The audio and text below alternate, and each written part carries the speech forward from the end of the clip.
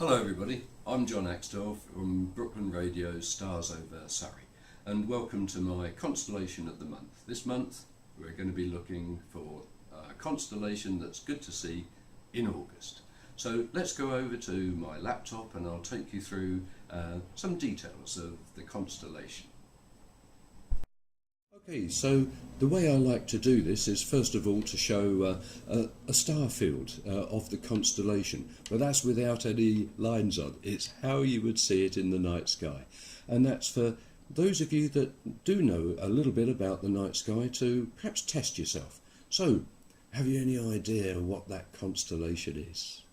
I'll just leave you looking to just a short while, but now what we'll do is we'll put on the lines that you would see on a star map, and that will help you identify it.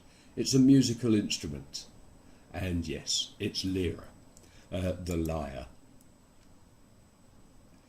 And that's meant to be what it represents. There's the section with all of the strings making up the lyra. Okay, so let's talk about Lyra. There you are, just seeing it without the addition of the constellation lines.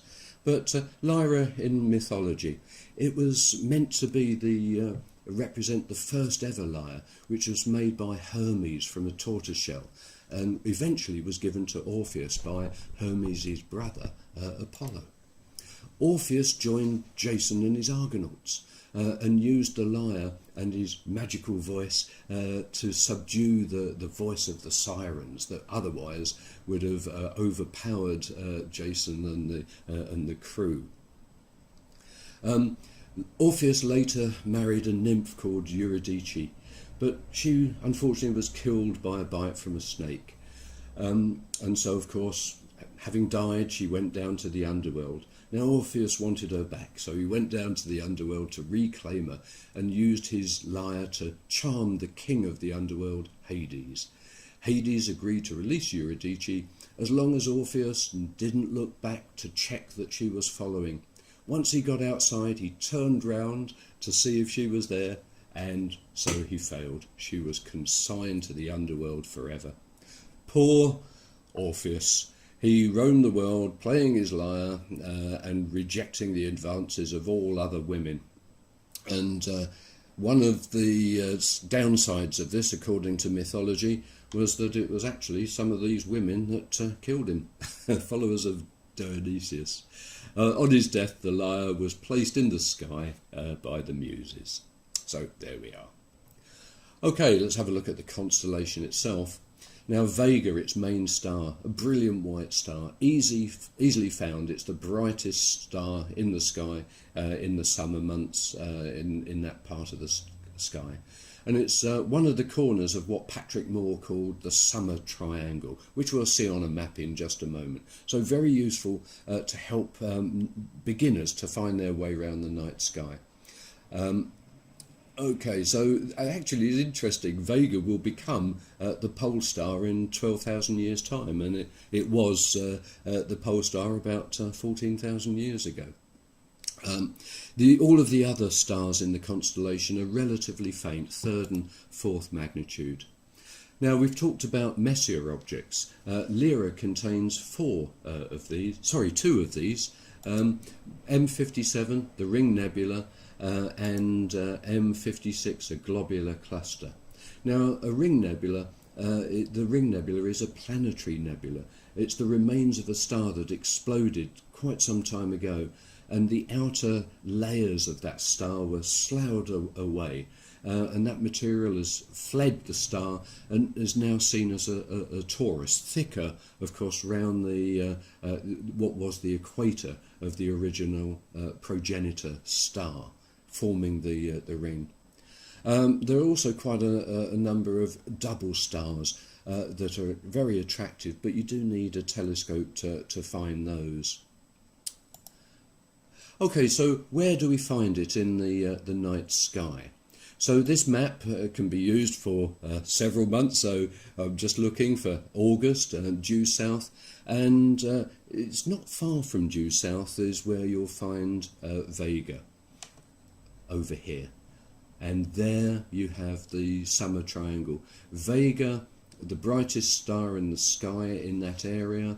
Then you have Deneb, the brightest star in Cygnus, the swan, and another bright star nearby is Altair in Aquila, the eagle. And as I say, these are make up the three corners of the summer triangle. If you can learn that summer triangle, you can use that as pointers to other constellations in the area.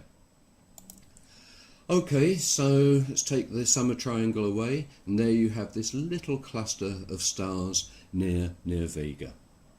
So let's have a look in detail at the constellation. Here is Vega, our Alpha, the brightest star. Now let's see what else there is to find within that constellation. First of all, the two Messier objects. M57, the Ring Nebula, is down to be found about halfway. If you imagine a line between Beta and Gamma there, it's just about halfway, but it is a telescope object. Although a high-powered, large pair of binoculars would of course reveal it. M56 a little bit further away, but again you can use Beta and Gamma as pointer stars to point down towards it, about 1.5 times the distance between Beta and Gamma away from Gamma, and there you'll find this globular cluster, a splendid object through a telescope. The double stars, there are several of them, and one of them is quite famous. It's called the Double-Double, and that's Epsilon, just up here next to Vega. It's a really interesting object. The two stars that make it up as a double star are quite close together, but with the higher powered telescope, each of those two stars is resolved as a double star in its own right, hence the name, the Double-Double. Brilliant white stars close together. And interestingly, there's another Double-Double within the constellation.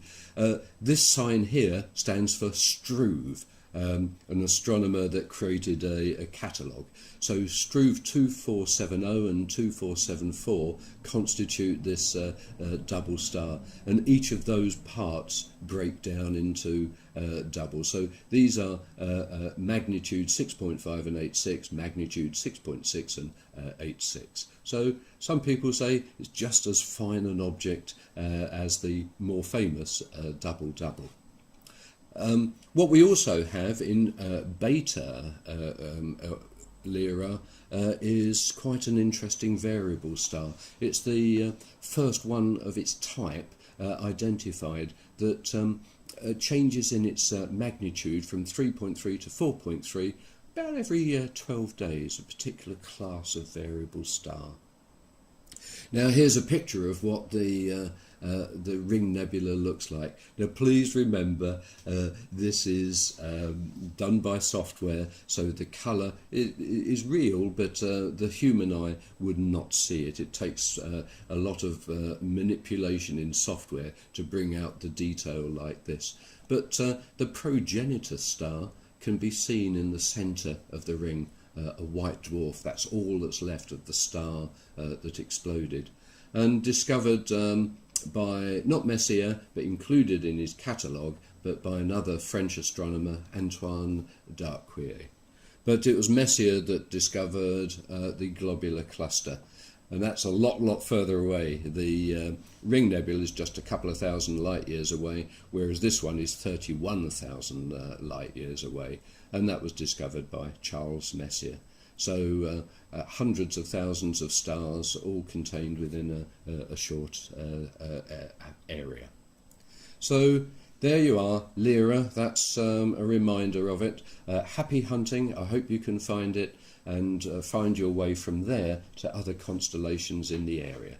Another constellation next month.